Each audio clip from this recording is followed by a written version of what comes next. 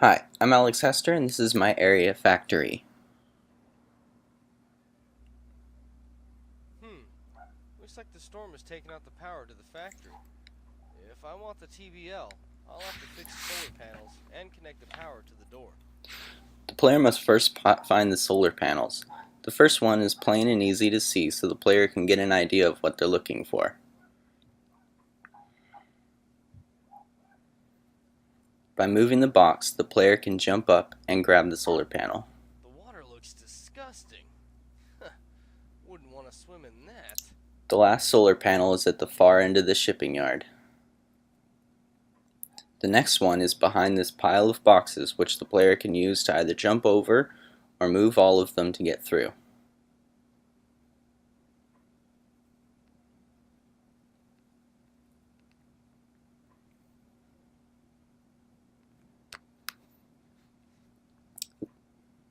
The next thing the player must do is go to the roof and collect the last solar panel.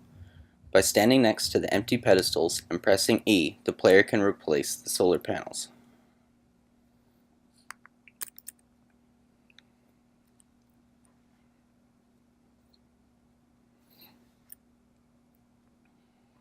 Once all the solar panels are in place, the input power to the connector will turn green, indicating there's power. When the player places the connector in place, power will be sent to the door and the door will open. More cables. There should be extra connectors around here somewhere. The player needs 2 connectors in order to open the safe that contains the blueprints. They can find the first one in the first office and use it to find the second one in the next office.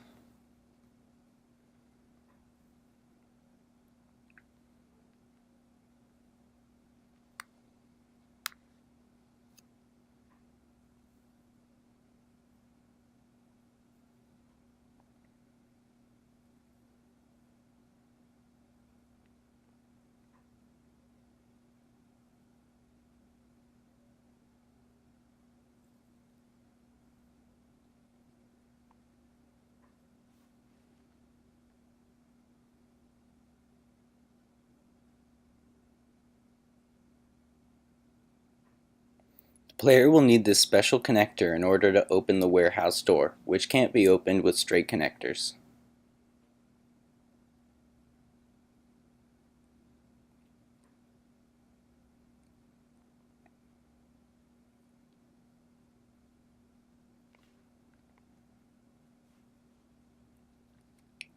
Once inside, the player will have to crawl under a fallen crate in order to get into the warehouse.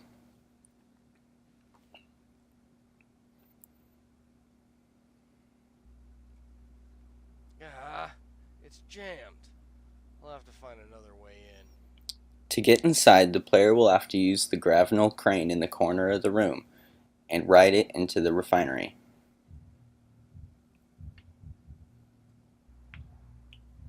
It looks like a gravinal device on the ceiling. I wonder if I can turn it on. By connecting power to the gravinal device, the player can push the button by standing next to it and pressing E, and then jumping on real quick in order to ride it in.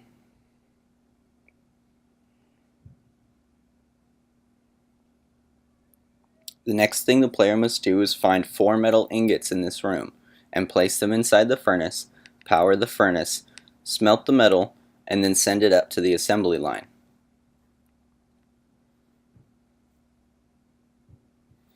By moving these steel beams, the player can create a small bridge that they can use to climb on top of these crates. Here they can find 2 of the metal ingots, the first one being on the steel beam they used to get there. Under this platform behind these boxes is the last metal ingot. By standing next to the furnace and pressing E, the player can place them inside. By borrowing the connector from the lights, the player can turn on the power to the furnace. I better stick with my day job. The player will need this special connector in the corner of the room in order to send power to the gravinal device, which carries the metal up to the assembly line.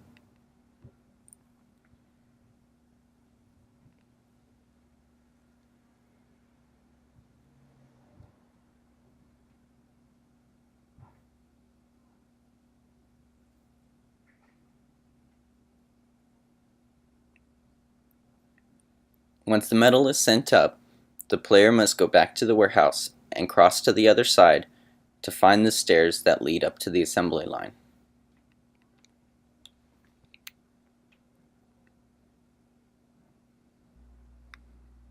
I gotta find something to put in here so I can get across. Here the player has several physical objects they can use in different ways to get across.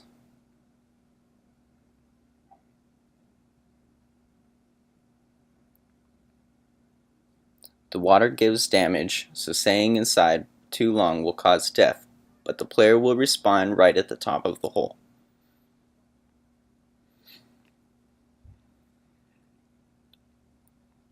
Here the stairs have collapsed, so the player has to use this steel beam in order to get across. This gap can't be jumped, but the last two can. If the player falls, they'll just have to try again.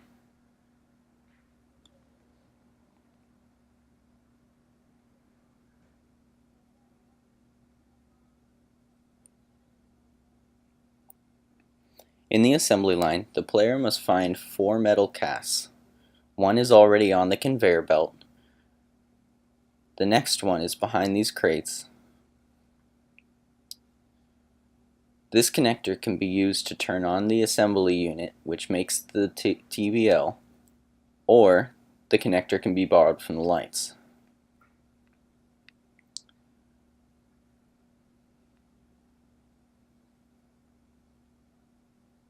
By standing next to the conveyor belt and pressing E, the player can place the casts on the belt. By pressing the button to the assembly unit, the player now can get the TBL.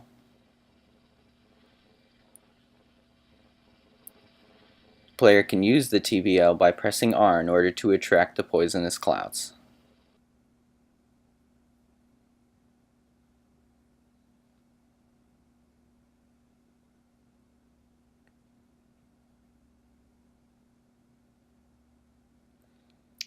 This special connector will be required in order to turn on the grapnel crane. When the player presses E, they will see the light indicating that it's on, and they can jump on real quick and ride it out of the factory. Hello, my name is Evan Schwartz, and you're in my area, A Warm Light for All Mankind. Your objective here at Netdamp, which is the National Experimental Department for Advanced Power, is to find an experimental fuel cell that seems to have sprung a leak and is spawning these radioactive nanite clouds that appear to be attracted to any kind of an energy source. So you've just picked up the TBL, the Tesla Ball Lightning device in the previous area, which, if activated, will attract these clouds to it to kind of get them out of your way. And your first order of business is to assess the working state of the generator at Netdamp. The fuel cell won't eject from the reactor core unless it has a failover power source. So job one is, can you get one? After assessing the generator, you'll find that it's in good working order, but there must be a busted or missing fuse in the circuit breakers. So this being a power company of sorts, you're pretty confident that there's a fuse somewhere in the facility. So your next objective is to traverse the facility looking for a fuse to repair the circuit breakers. Within the facility, you'll find a number of traps, such as that spark trap, and there's been a litany of other scrappers attempting to get this fuel cell because after decades of post-apocalyptic environment, this fuel cell seems to be still ticking on. Now, of course, the fuel cell will only be useful if the cure can be found for these clouds. So that's later in the level where you have to find a way to fix the fuel cell from leaking these clouds. So that's the secondary large objective for our entire level. Acid traps are common here. You get this first one, which is fairly easy to get across, and then there's a larger one, and then there's one that's a narrow acid trap that you have to get through. Constantly avoiding those spark traps because it can attract clouds, picking up med kits to be able to heal yourself, and batteries to help recharge the TBL. It can only be fired every so many minutes. So if you've got a battery, you can recharge it. So it looks like we just found our fuse. So now we've got to find the circuit breaker, which is likely in the next area. So you've got to clear the debris from this door. And again, as you're using your grav null, it is attracting the clouds. So that's going to make things a little bit difficult while you're using it. Here's your much larger acid pet that you have to traverse. As is most acid, it's resistant to plastic. You can use that, or wood. Doesn't destroy it as much. In the circuit breaker room, you basically plug in the fuse. Circuit breaker comes online, so you realize your next objective is to configure the reactor to fail over. So there are 3 consoles that have to be particularly configured, so that way when you issue the eject fuel cell command, it will actually fail over into the generator. And you have to set up all 3 of these, trying to minimize the number of traps that you set off, because the traps themselves cause damage, and of course they attract the clouds. Once you've got all 3 of them configured for failover, you can now go into the lab at the main command center and actually issue the eject core command. Now, as this door just opens, once you eject the core, it's going to close that first door, making it impossible to get out the way you came in. So as you issue this command, it'll open the door to the reactor room, but close that door. So once you get the fuel cell, though, because it's emitting a lot of electromagnetic radiation, it attracts the clouds to it. It draws it to them. So right away, now that this is on you, you've got some footwork to do to get out of here before these clouds descend on you. And your TBL just so happens to be charged also by the fuel cell. So you've got the ability to recharge your TBL with the fuel cell a lot faster than eating and using up batteries. Here's your 3rd acid trap here, where you've perfected the process. It's a little bit nearer, so a little bit more challenging. And you found a breach in the wall in the back of the lab. At this point, you're just trying to get out of here with your skin intact. You have to get across this pit. There's a little bridge piece there. Oh, that's going to be bad. So fell into the pit. Hold on, we can recover from that. Get over the bridge. Get up this narrow hill. There's another bridge piece here that you have to send across to safely get to the other side, and then on to find the cure. Hello, my name is James Boyer, and my area starts out with a hallway leading to the underground military base where the fuel cell was originally created.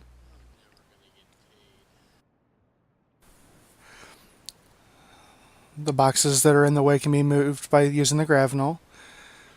And in this room, the security door on the left is locked initially, so we'll need to open it by placing an object on the pressure plate on the security desk there. There happens to be an ammo crate in this room that we can grab and use to do that.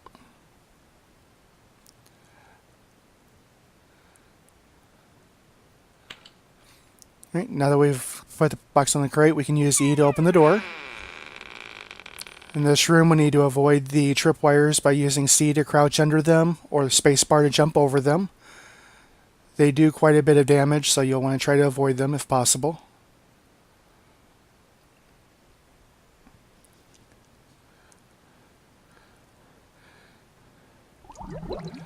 Once you have a med kit, you can press T to heal yourself if needed.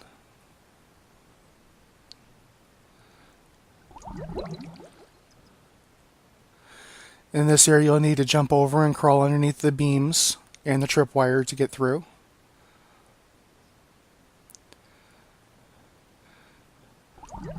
Once you've reached this location, you can go up the stairwell, which will lead into the control room. In the control room here, you can see on the left there's a security camera showing a fan that's spinning and some control levers. Haven't seen one of these in a while. We can flip the ladder up to get up to the elevated walkway. It's not like you can run to a Radio Shack for this stuff anymore. We don't know the combination yet, so we'll still need to figure that out. So we move on into the next room. Here we can actually see the real fan. And on the wall we can see the combination that will actually turn off the fan for us, which is up, down, up, up.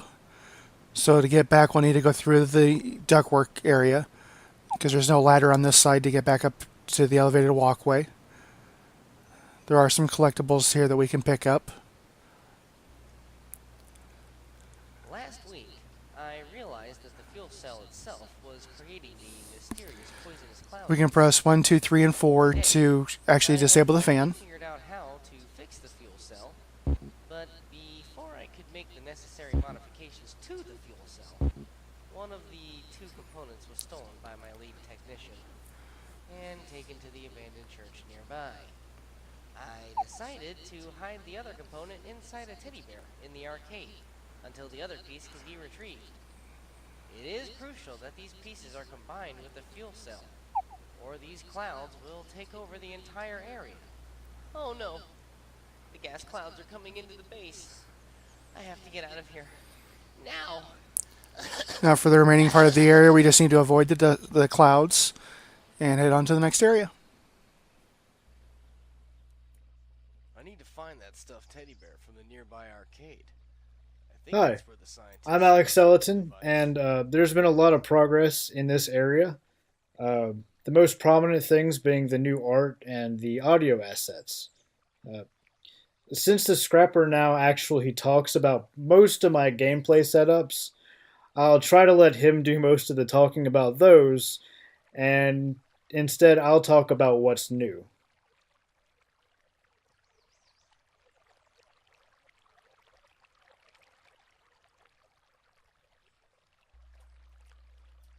Looks like I need to use these two pillars to cross the river. Maybe if I keep using the spare one... Right. This pillar's I've stripped away as much of the text dialogue as possible and replaced all of it with voice work from our teammate Mitch. He's done a fantastic job at giving the scrapper a personality, and it really helps the player feel much more in tune with what's going on.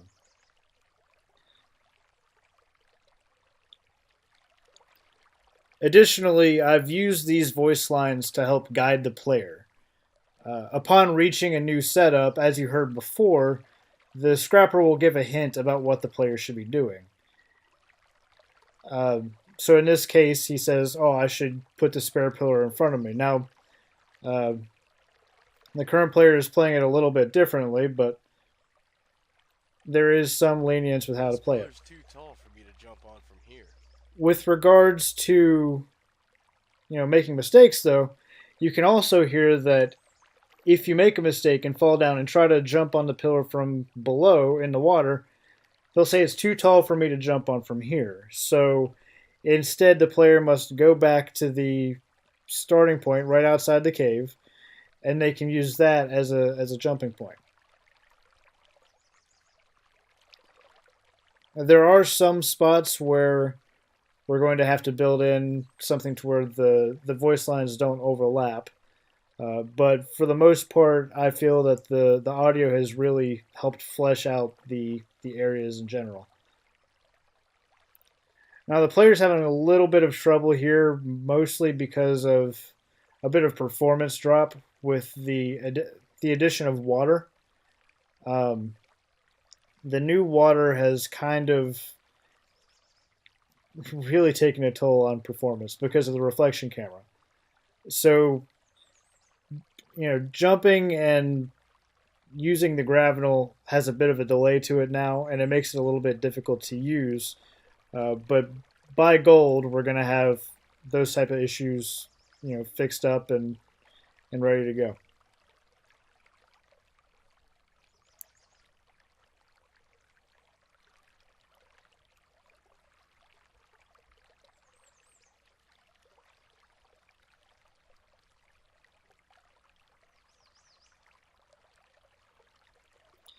As for the new visuals, I've focused on three key elements: the surrounding nature, the urban areas, and the inside of the arcade. I've tried to put a lot of effort into ensuring that all three mesh together as seamlessly as possible.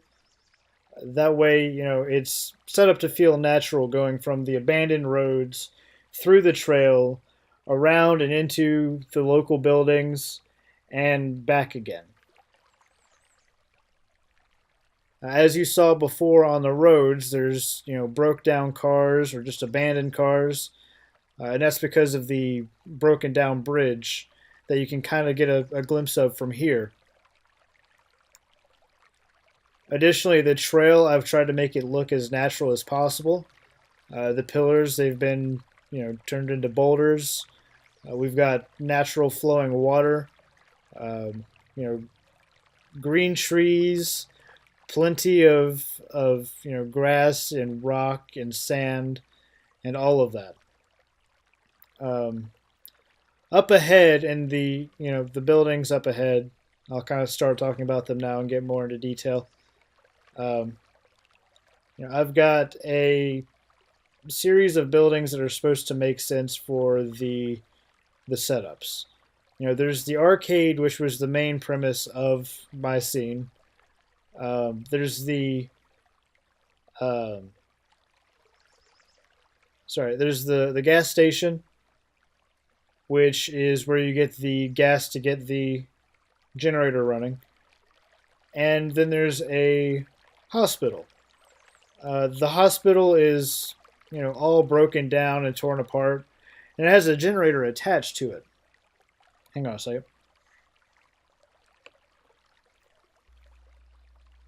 I should pull this lever to let down the ladder. That may come in handy later on. Power's out in the arcade, too. I guess I can be an electrician again. Gotta restore the power to get the doors open.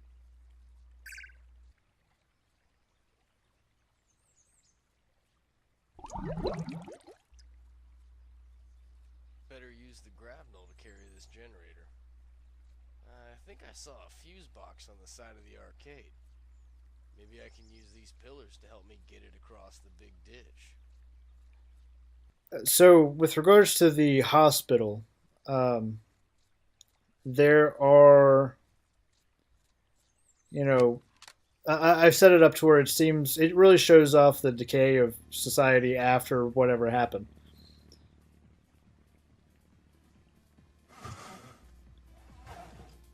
Looks like You got to take the generator away from away from the hospital and put it up to an arcade. And I felt that really showed off just how far things have broken down. As for the arcade, I've tried to set it up to where it actually looks like just a usual old school arcade. I've got several arcade games, a little bowling game to use with the grapnel, the darts.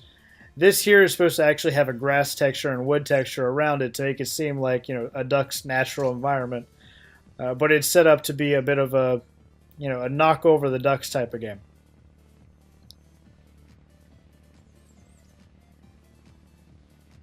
And if at any point the player messes up one of these games, they can easily just hit E again, insert another coin, and then the game will reset and allow them to start from scratch.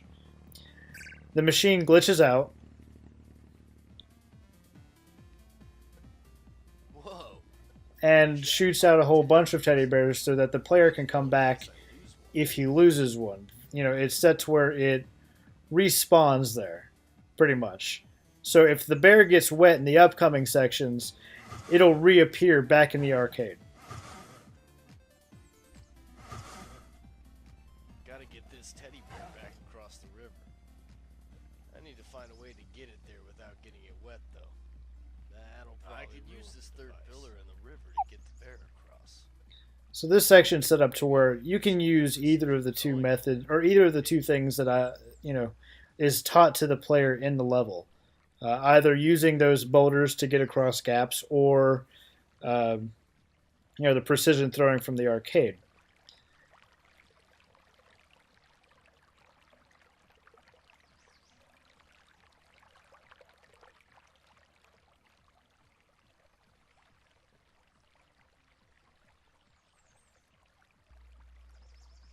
Well, I can't carry the bear through the waterfall. Is there another way to get it out of this cave?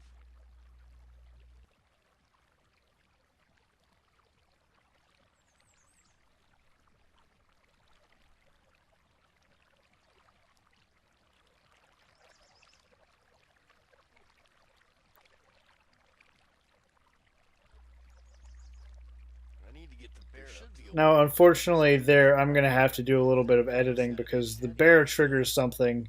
If you walk naturally with the player, it'll do one thing, but the player triggers a voice line back here, and the bear triggers a voice line once you get up to the area. So I do have to set up something to where if you throw it like that, it's not going to cause any kind of issue.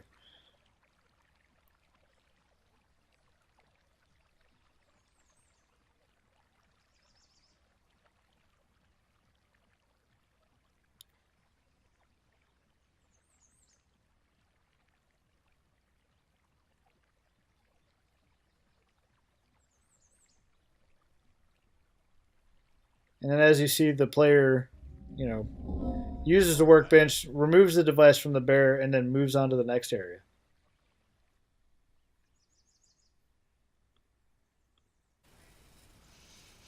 Hello, my name is Mitchell Lange, and this is my area. We'll open with a witty remark from the scrapper here.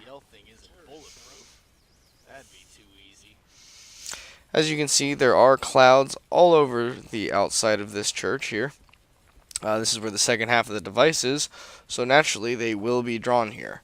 We need to get over this wall over here to the side, so we can grab some of these broken bricks here. Be careful, because as we're using the grav null, the clouds can be attracted to you, like that. So we need to go ahead and get them away from us.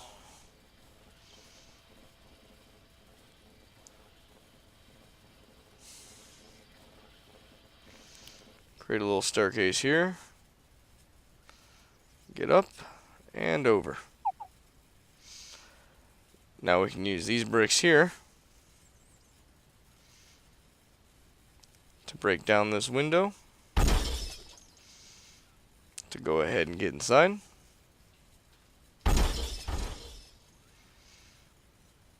Alright, I'm in. Now what? Okay. So now we're inside.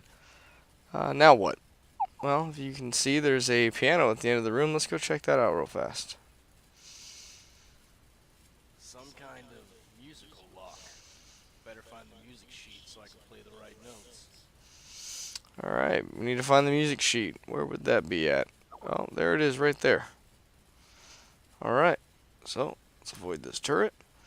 Go play those right notes.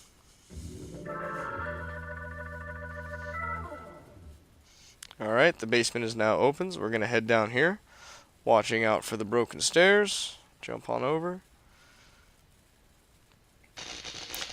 This area here, we have electrified water, so let's go ahead and grab this crate. We can create ourselves a little stepping stone here. We can jump to the crate, jump on over the water. Alright, here's another audio clip to tell the player what to do next. Oh man, cave in. Guess I'll have to find another way around. Okay, looks like we have a pickup up here. We can go ahead and head over this direction. Grab this pickup. Oh, there's a pathway down there. So let's go ahead and move this crate out of the way.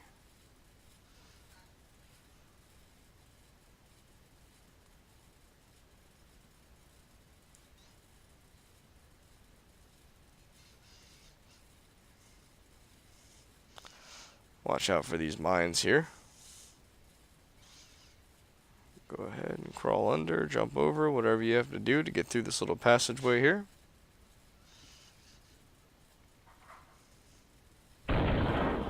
Nope. That's what happens when you don't dodge them.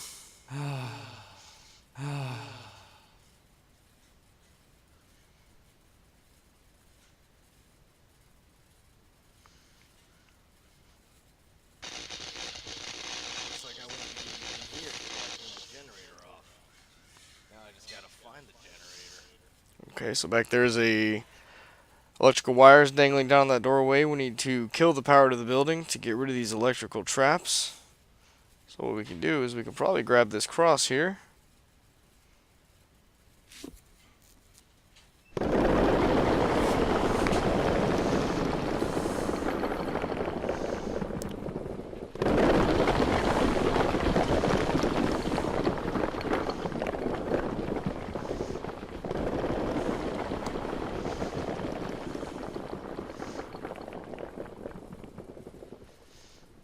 Alright, the wall is broken down. We should be able to get into the generator room now.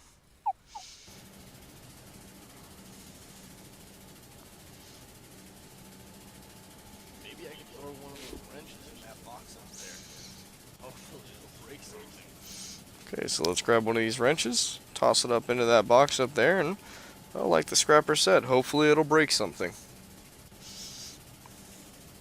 Let's give this a shot here. And it did. Generator is off. Should be good to go to get into that last room, grab the last half of the device, and head on out of here. Watch out for the turret. Alright.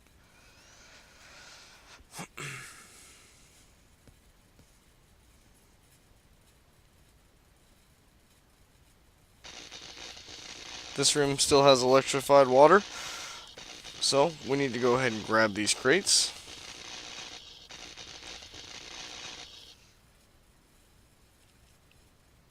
Create a nice little stepping stone once again.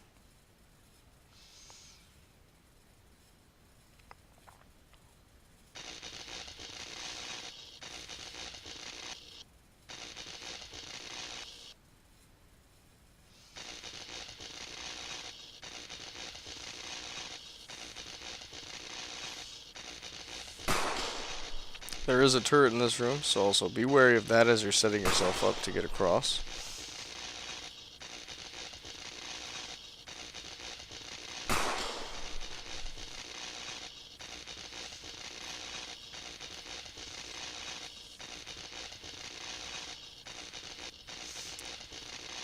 Okay, so let's jump on across. Alright, we have the second half. Oh, okay, well, good thing for checkpoints. And now we're going to head on over here. Go up this ramp. And you have finished the level. Thank you.